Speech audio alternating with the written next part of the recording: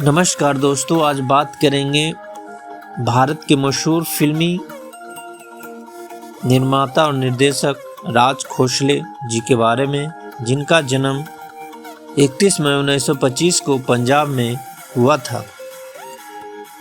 वह एक फिल्म निर्देशक, फिल्म निर्माता और पटकथा लेखक है। बात करें उनके बच्चे की तो नीता खोसला, उमा खोसला कपूर, रीना खोसला, सोनिया खोसला, विनायक और सुनीता खोसला भल्ला हैं और रीना खोसला कटारिया उनके बच्चे हैं। तो 1950 के दशक से 1980 के दशक तक हिंदी फिल्म उद्योग में शीर्ष निर्देशक और निर्माता कथा के लेखक में से एक थे।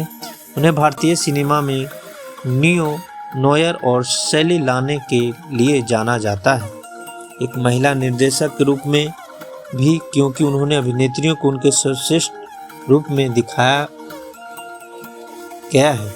उन्होंने देवानंद के कई फिल्में दी है। गुरुदत्त के तहत अपना करियर शुरू करते हुए उन्होंने CID वो कौन थी, जो कि साल 1964 में बनी थी, मेरा साया 1966 में, मेरा गांव मेरा देश 1971 में, दोस्ताना 1980 में, मैं तुलसी तेरे आंगन की 1978 में जैसी हिट फिल्में बनाए, जिनमें से आखिरी सर्वश्रेष्ठ फिल्म का फिल्म फेयर पुरस्कार भी जीता।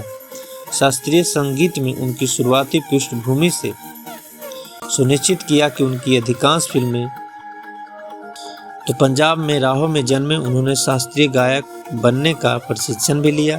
वे गायक के रूप में काम की तलाश में बॉम्बे आए।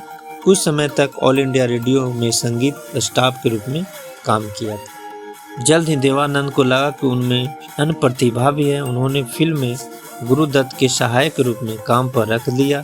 अंततः निर्देशक बन गए। उनकी सबसे प्रसिद्ध फिल्मों में CID, जिसने वहीदा रहमान को हिंदी दर्शकों से परिचित कराया और उन्हें स्टार बनाया था, वो कौन थी, जिसने साधना को मिस्ट्री गर्ल ने उनकी खास भूमिका दी, दो बहनें, जो कि साल 1966 में बनी थी, जिसमें आशा परेख को एक गंभीर अभिनेत्री बना दिया और सिमी ग्रेवाल को सर्वश्रेष्ठ सहायक अभिनेत्री का फिल्म फेयर पुरस्कार दिलाया।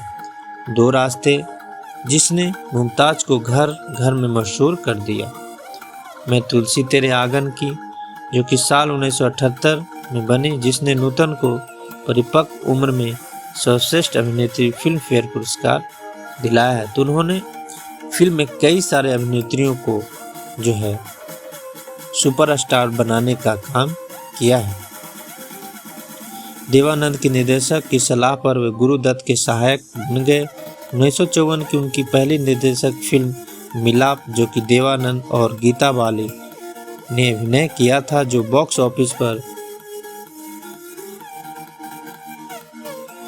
सफल नहीं रही, लेकिन साल 1956 में रिलीज हुई उनकी दूसरी फिल्म CID ने लोगों का ध्यान खींचा और युवा निर्देशक ने कभी पीछे मुड़कर नहीं देखा। वे अपने बेहतर संगीत फिल्मांकन के लिए जाने जाते थे, जो शायद उनकी संगीत पृष्ठभूमि में जाना जाता था। राज खोसले ने शुरू में एक पार्श्व गायक के रूप में अपना करियर बनाने की कोशिश की, साथ ही फिल्म उद्योग में प्रवेश किया। उनकी अधिकांश फिल्मों में कम से कम एक गाना लोक धुन पर आधारित होती थी, जैसे CID में बम्बई का बाबू, 16वां साल, मेरा साया, दो रास्ते, मेरा गांव मेरा देश आदि। उन्होंने गुरुदत्त की सहायक के तौर पर 1954 में देवानंद और गीता बाली अभिनीत मिलाप में काम किया। इस फिल्म में न केवल राज खोसले ने निर्देशन के रूप में काम किया, बल्कि एक नए संगीत निर्देशक AN दत्ता ने अपना पहला संगीत दिया। बेहतरीन संगीत के बावजूद फिल्म धूम मचाने में सफल रही।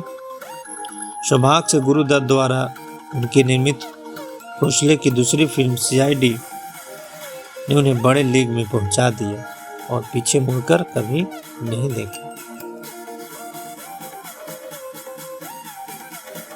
16वां साल, जो कि 1958 में एक रात की कहानी थी, जिसमें एक लड़की अपने प्रेमी के साथ भाग जाती है और उसे धोखा देता है।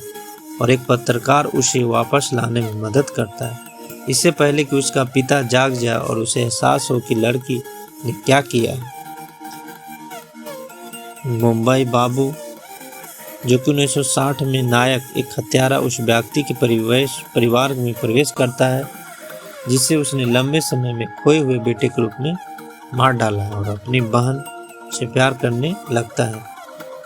तो इस प्रकार से उन्होंने कई फिल्में की है, तो उनका फिल्मों में बहुत बड़ा योगदान रहा है।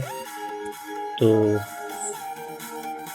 राज खोसले जी का मृत्यु जो है साल 9 जून 1991 को मुंबई महाराष्ट्र में हो गया था। तो इस प्रकार से उनकी फिल्मी सफर रहा। वीडियो कैसा लगा कमेंट आप लोग ज़रूर कीजिएगा।